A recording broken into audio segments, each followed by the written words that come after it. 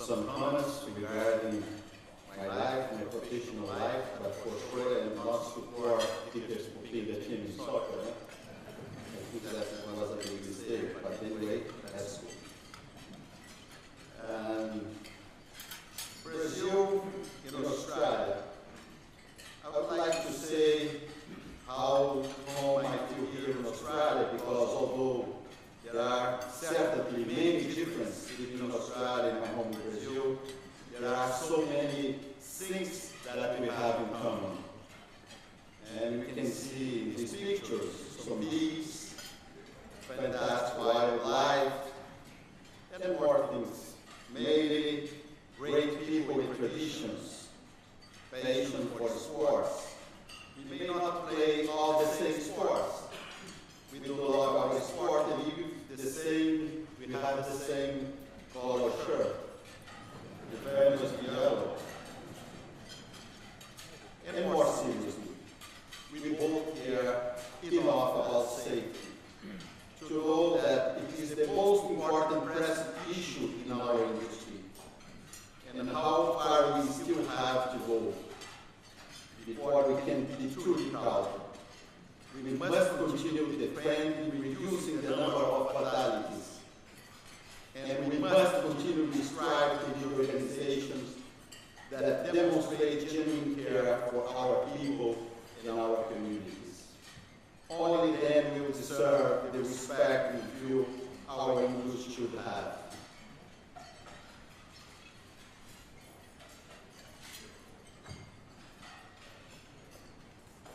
This challenge to establish a safe workplace is one of the constants that we have faced. In many other ways, we have entered in a new era. After some brief and exciting and unfortunately somewhat wasteful years, the recent record EBITDA margins and consequent race to produce every ton possible have given way to a time of more modest returns in the line with has historically achieved. The recent strong buy-up in prices has left a legacy of the high taxes, higher capital costs, and few options for low-cost, low-risk brownfield expansions. This situation demands a strategic focus on capital discipline, excellence in execution, and true partnerships with the communities where we operate. Nevertheless, the outlook remains solid.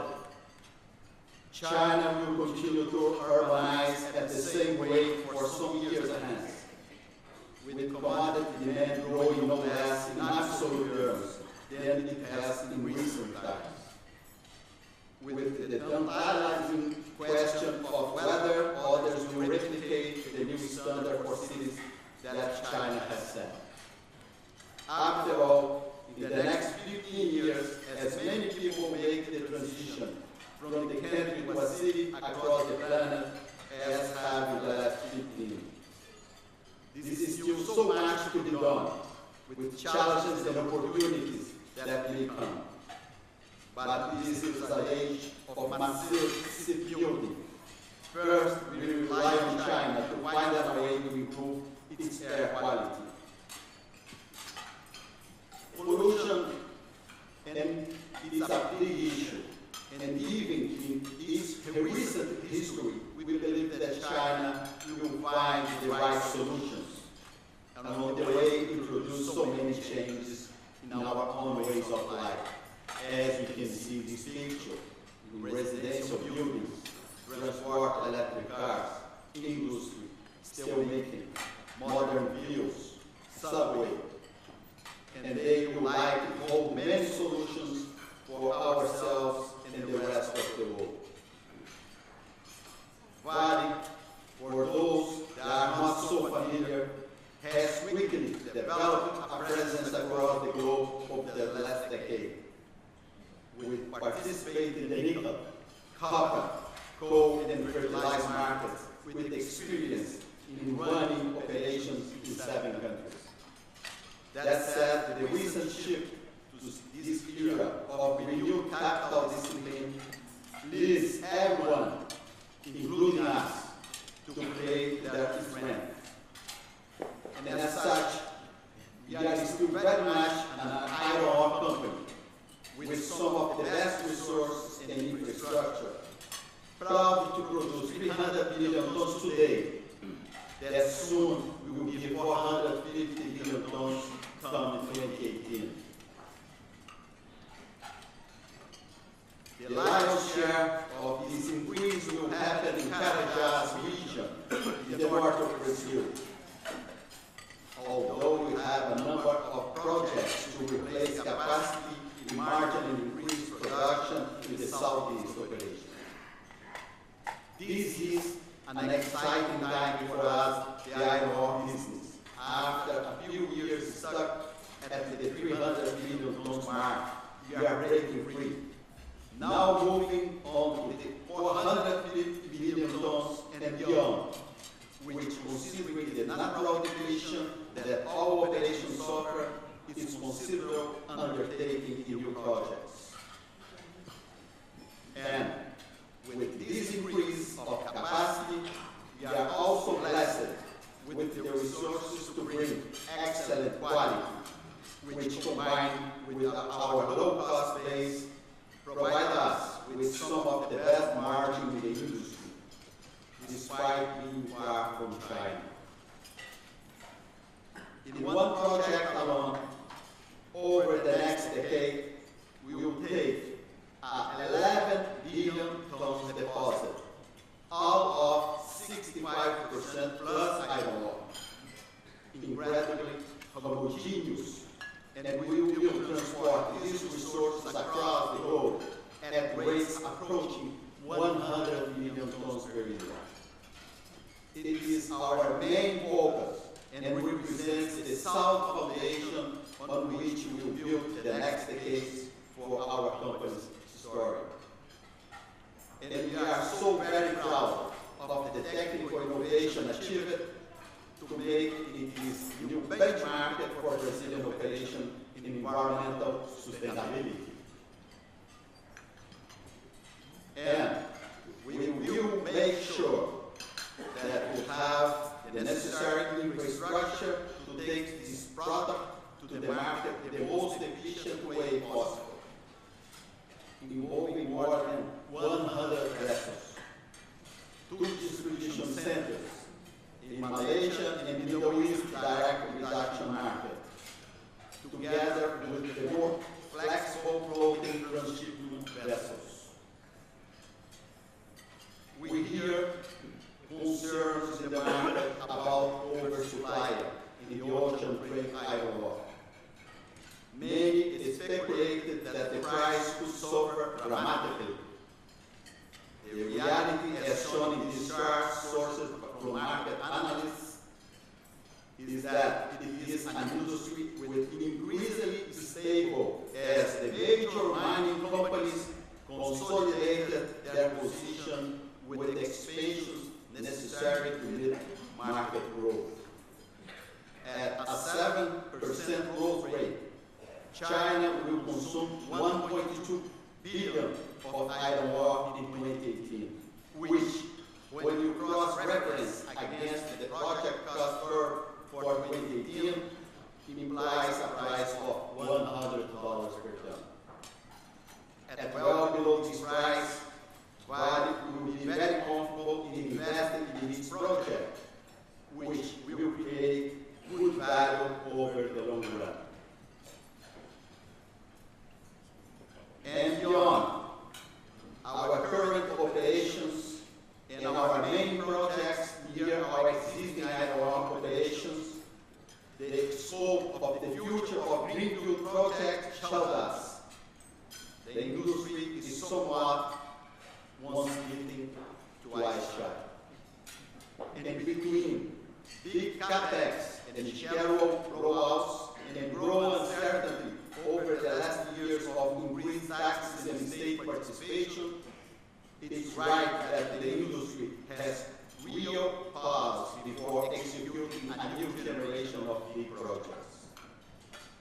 and it is no surprise that there is a struggle to find new partnership models and ownership models that can succeed. Vale's perspective on this is driven by our Greenfield Coal project in what is Mozambique. At 22 million tons per year, coal mining and 900 kilometers railway.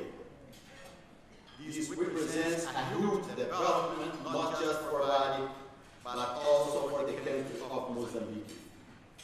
To exemplify a little of our thinking and our approach, I would like to share a story. Shortly after taking over as president, I visited this project. It was well underway at that time.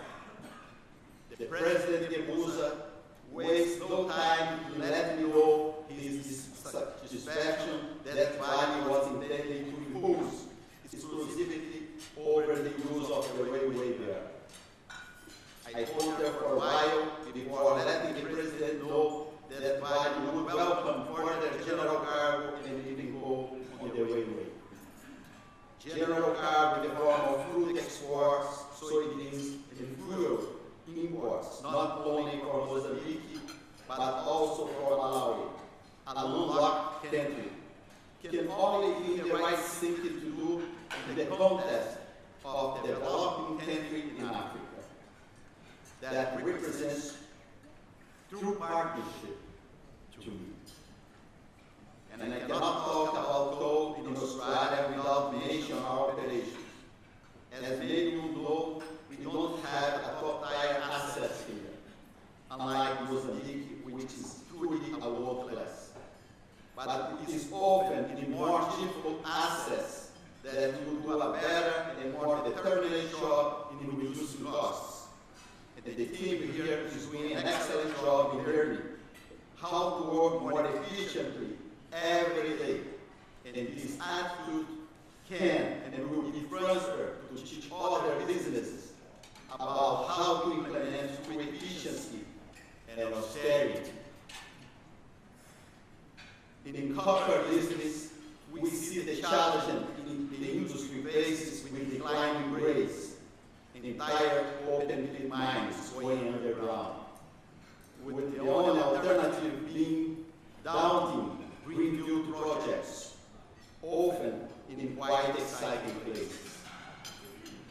And that provides us with some confidence in the underlying value of our existing operations and modest projects in relatively young and low-risk districts in Carajás. In Italy, we have great exposure, and we believe that what is the best interest of Indonesia will also be the best interest for the industry at large.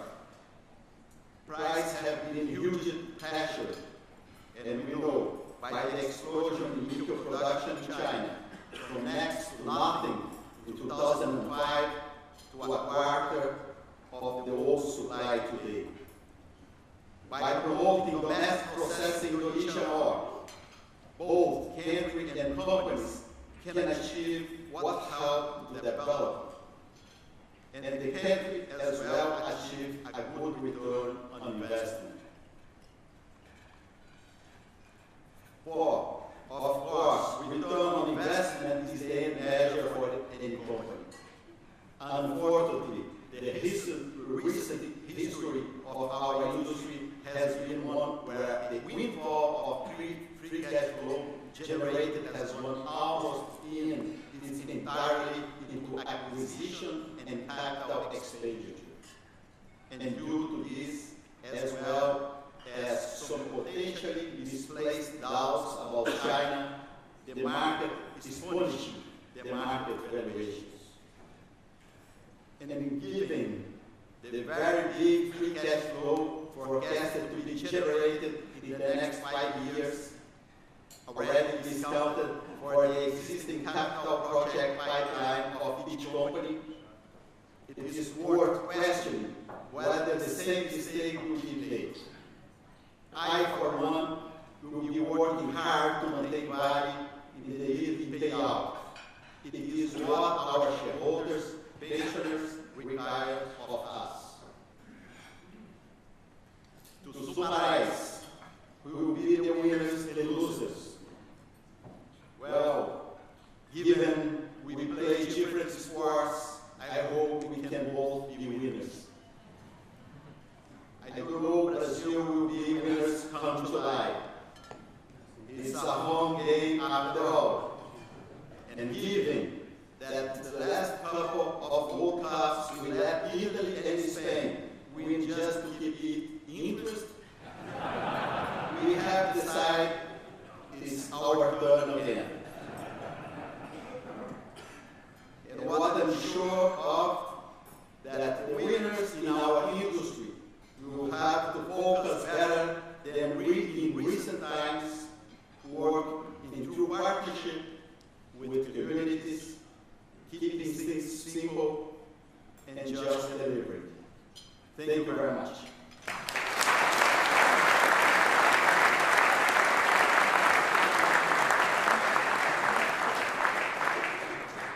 Okay, members and guests, plenty of time for questions.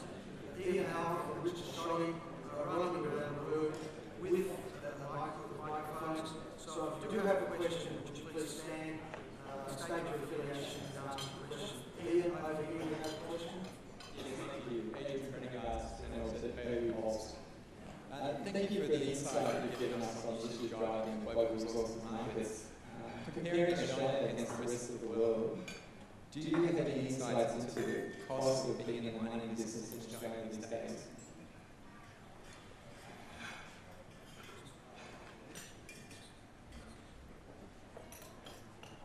In fact, I can share with you some costs in Brazil. Currently, in iron ore operations, we have an average, our cost at the port facility in the range of $22. And we are working hard to reduce to $20. And later on with this new project, S11E, the South Range in Carajás, with the cost is $15 at the port facility, we intended to reach an average in the range of $18 to $19. It's one of the reasons because we are so confident about the future of this project. In copper in Brazil as well, we have a competitive base, we have our Salobo. The Salobo is in the ramp-up in the second phase, and we are working in the range of 2,500, roughly something below this number, for each ton of copper that we are producing as concentrate in Carajás. It's what we have. I don't have it like to share with you some wrong information about the costs in Australia. Thank you very much for your question.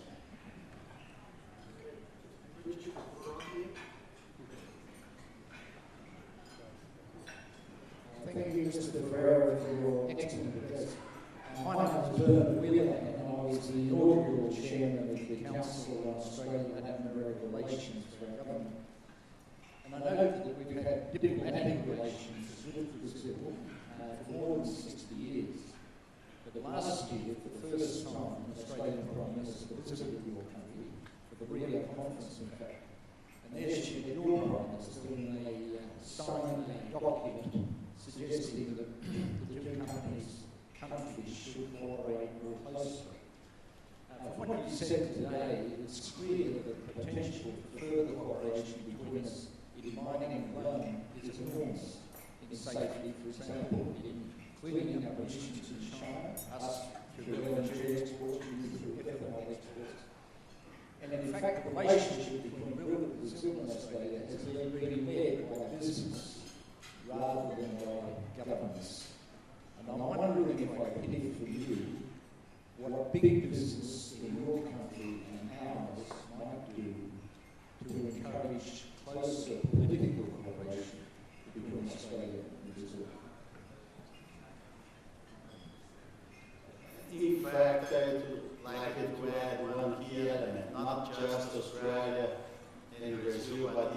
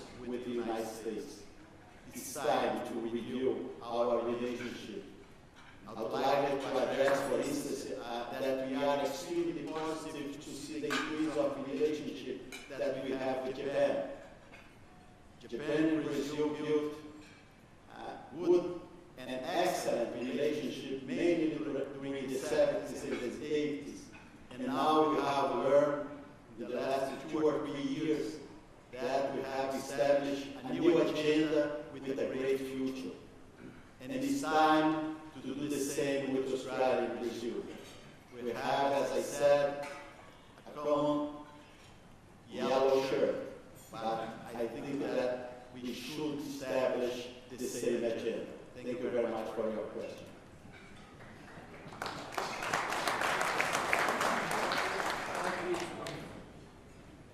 Hi, Sonali Paul from Reuters. Given all the challenges in the coal market right now, we understand Vale has been looking to sell a minority stake in its coal operations. How difficult is it to find a buyer at the current state of the market? And is there any thought of shutting down any of your Australian coal mines? As I said in my speech, I strongly believe that we have an excellent asset in Mozambique. It's an opportunity not just for us, but for many companies in terms of agriculture, in terms of fertilizer. And I think we know a huge interest in the Nacala corridor. I believe that sooner than you could expect to announce a joint venture that can be extremely welcomed by people from Mozambique and Malawi. And regarding the coal assets, I believe that we have some challenges, but we are a mining company with a long-term view. We have potential investors with the same view, based on a long-term cooperation. And for sure, they will appreciate to see a partnership with us. Regarding the Australian assets, we know that we are challenging many problems in our operations here. But as we said, we have a good recognition by our people that are doing the best in order to have a profitable company in Australia as well. I have seen many times in the industry that price could call for young people to leave the industry. But for us, and a company that we have more than 100 years, not just 6 months or 1 year, could interfere in our strategy. And we're absolutely convinced that we have many people in the world that can consider with the same view. Thank you very much.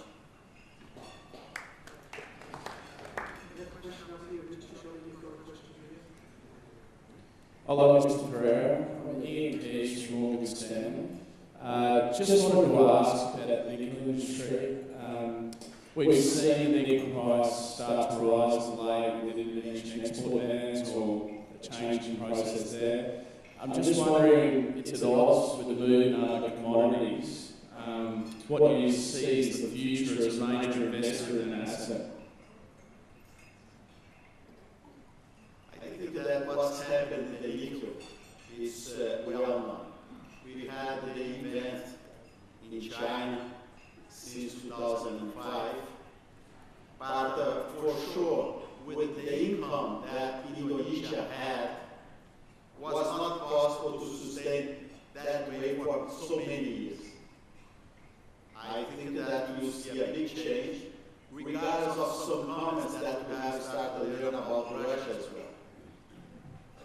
I believe that we need to pay attention in the political context.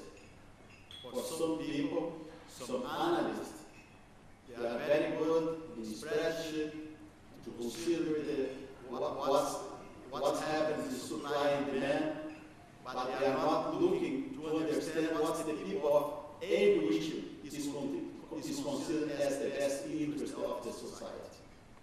As I said many times, we needed to have a close cooperation and understanding about the communities. Otherwise, we can see big surprise not just in the nickel, but in different materials as well.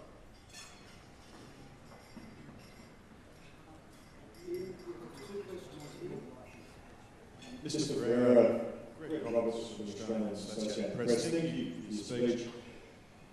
You mentioned that Vale is moving towards 450 tonnes a year of iron ore, like Australian giants are expanding greatly as well. We hear a lot of negative publicity about China's artificially stimulating growth, empty cities and empty buildings, and just worried what concerns you might have about China going forward. It's not the first time that I have learned bad news about China. It was the same in 2004, 2005, 2006, many times. I think that most of these people with the crystal ball, they weren't so right. Recently I have learned some comments about outflows from China. They don't believe that China has $4 trillion in reserves, or a saving of 48%. Of the financial market is in the hands of the government, with 8%. For sure, the local scheme for financing, shadow banks, this is very important, but which represent just 20%. I strongly believe in the President Xi Jinping. He is very interested, he is doing the right homework, and I'm frankly speaking, I'm much more concerned about the debt in the US, with this debt of 17.5 trillion US dollars. I am from an old generation that this kind of numbers could be addressed seriously. Thank you very much.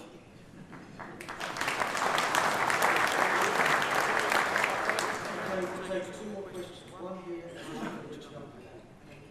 Thank you very much. Just to follow on from my last question, can you perhaps tell us where you see the prices going? Certainly given what you said, some of your peers and many other people in this room predict that they'll fall this year. Let us know your view. Could you just explain how you fall in your view? I think that it's very clear for us that we have, in average, a floor in the range of $110 per ton. Then sometimes you can see $100, sometimes 120, 125. All depends on the season, if it's wet season or not, which is very important here in Australia and Brazil, if you have typhoons or not. But I believe that in the next 1 and 2 years we will see this range.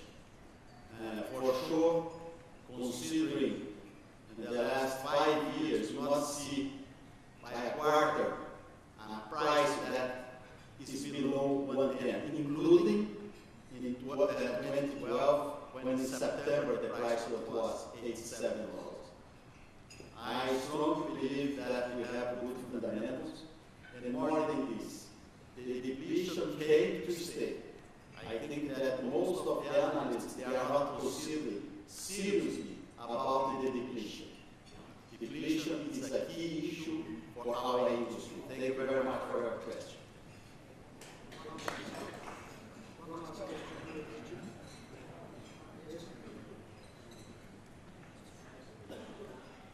Thank you for that. Owen Higgity from G Resources, EMR Capital, the mining pipeline tigers, Real Minerals. Murilo, thank you very much for that. A wonderful speech, and congratulations to you and your team and your company on remarkable success. Well done.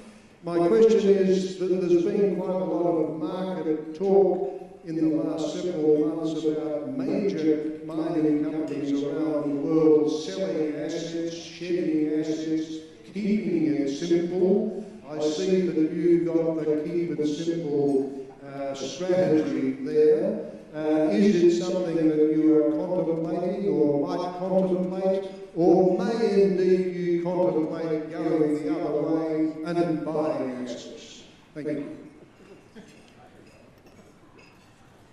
I took as president on May 2011, and in my first speech, my first conference, I said that my focus was in discipline, capital allocation, austerity, simplicity, and going to the basics. And what we are doing. Vale is a company with excellent reserves, but must be in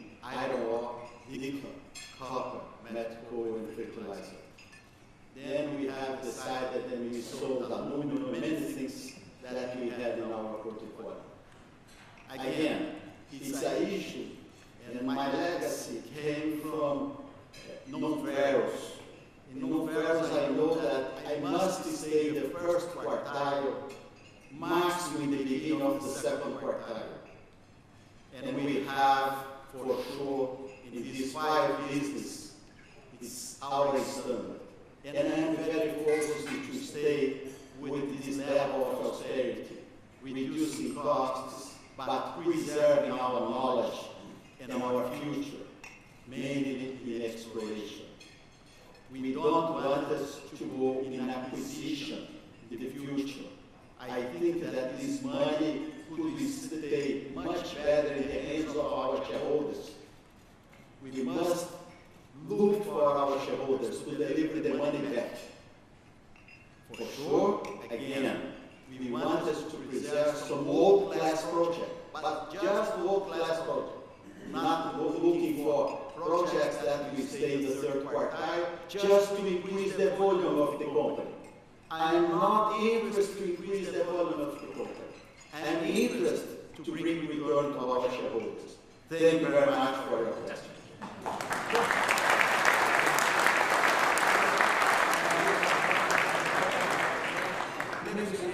Please welcome to the stage Peter Carthy, Chairman, ANC Proposed Vote of Thanks. Peter, thank you.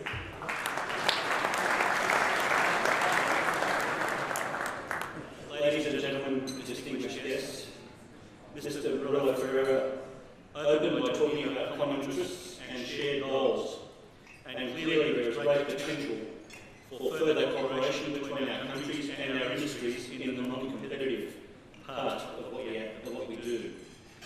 Although Brazil is far from China, the company clearly is taking the appropriate actions to become a formidable competitor and remain a formidable competitor in the global mining industry. So ladies and gentlemen, would you join me in thanking Mr. Murilo Ferreira for his presentation today?